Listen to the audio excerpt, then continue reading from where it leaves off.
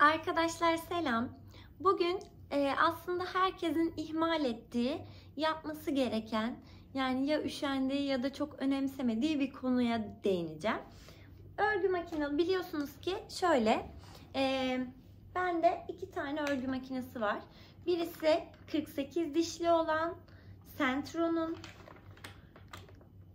makinesi.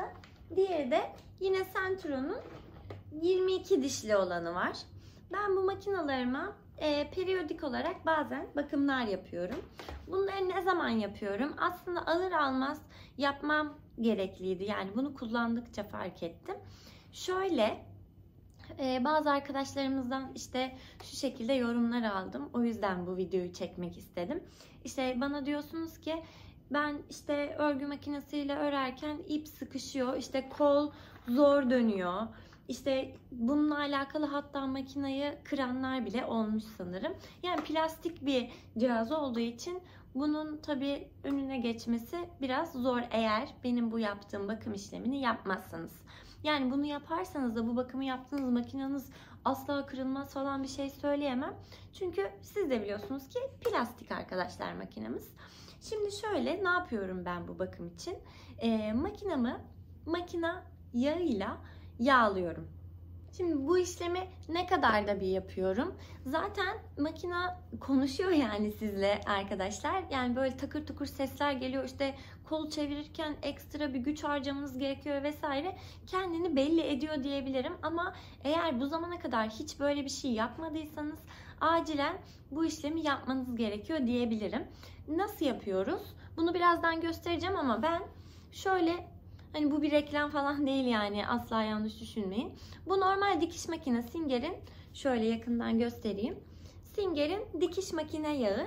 Ben bunu kullanıyorum. Sanırım işte G10'lar var, G20'ler var ya da makine yağı olarak isimlendirebileceğiniz herhangi bir yağı kullanabilirsiniz bunlar için. Yani bu yağı kullanır kullanmaz farkı gerçekten anlayacaksınız diye düşünüyorum. Şöyle de diyebiliriz.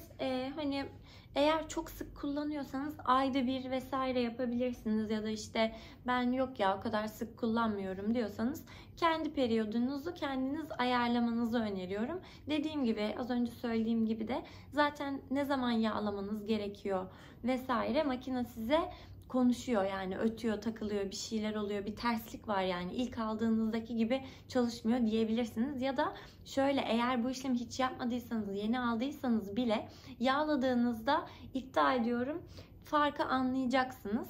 Şimdi birazdan nasıl yağladığımı göstereceğim ama onu göstermeden önce şunu da söylemek istiyorum.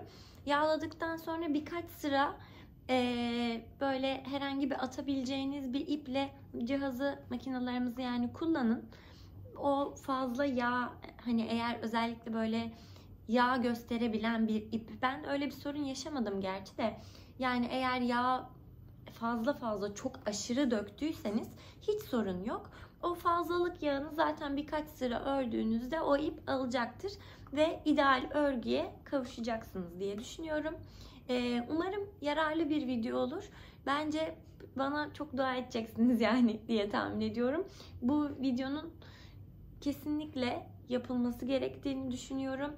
Şimdiye kadar bu makine yağlama işlemini yapmayan arkadaşlarım varsa da acilen yağ teminlerini edinip makinalarımızı yağlamanızı öneriyorum.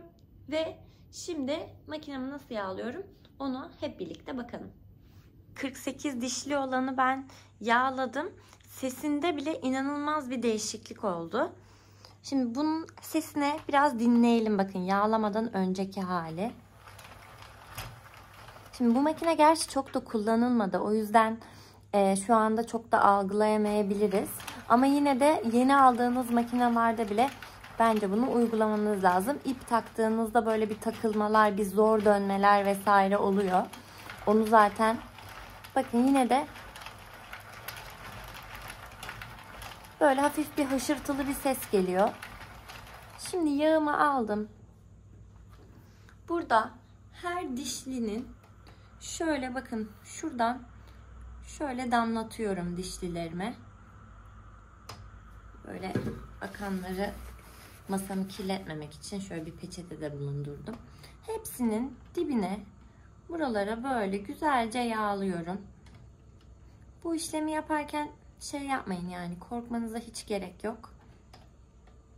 Şöyle bakın, hepsine teker teker yağımı sürüyorum. Hiç fazla döktüm, acaba 2 damla mı 3 damla mı, bu hiç önemli bile değil. Çünkü belli bir süre sonra bunu tekrar yapmanız gerekecek. İster istemez kullandıkça makinalarda böyle deformeler olabiliyor. Tekrar döndürdüm. Yani şu yukarıda kalanları güzel yağlayabilmek için.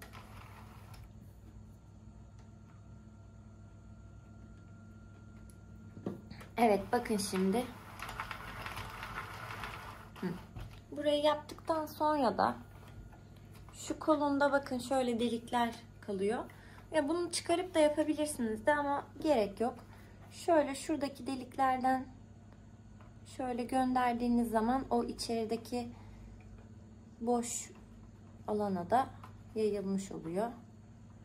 Yine akmasın diye peçeteyi altına koyabilirsiniz. Şöyle üzerinde bir silelim.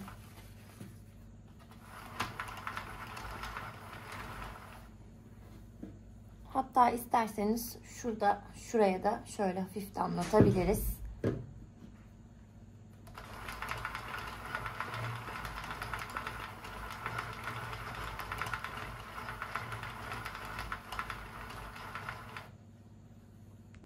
Şimdi bu işlemi yaptıktan sonra arkadaşlar, arzu ederseniz örgünüze başlamadan önce böyle bir sıra dolayıp iple fazla yağını alabilirsiniz. Ya da pamuk belki aralara kaçabilir. Hani örgünüze ya da makinenize zarar verebilir, ama şöyle bir havlu kağıt ya da tuvalet kağıdı, peçete vesaireyle şöyle üzerindeki fazlalığı alabilirsiniz. İnanın çok fazla değişikliği hissedeceksiniz yaptıktan sonra. Kullanıma da hemen geçebilirsiniz. Ben 48 dişli olanı yağladıktan hemen sonra kullanmaya başlamıştım. Hiçbir sorun olmadı. Öyle ipe de geçip yağ, pis bir görüntü ya da böyle bir, yani hani ben az önce de söyledim, ben Singer'in bu makine yağını kullanıyorum. Diğer yağlarda da bir sorun yaşayacağınızı tahmin etmiyorum. Bakın daha sessiz çalışmaya başladı. Ama bunu en çok ipi taktığınızda hissedeceksiniz bu farkı. Eğer makinalarınızı siz de biraz daha uzun ömürlü kullanmak ya da işte hani ben zorlanıyorum, bir aksilik var vesaire diye düşünüyorsanız bu işlemi yapmanızı tekrardan tavsiye ediyorum. Şimdilik bu kadar. Beni izlediğiniz için teşekkür ediyorum. Sorularınız için yorum olarak buraya videonun altına ya da Demet Kurtdere Öztürk Instagram hesabına yazabilirsiniz. Çok teşekkür ediyorum tekrardan izlediğiniz için. Görüşmek üzere.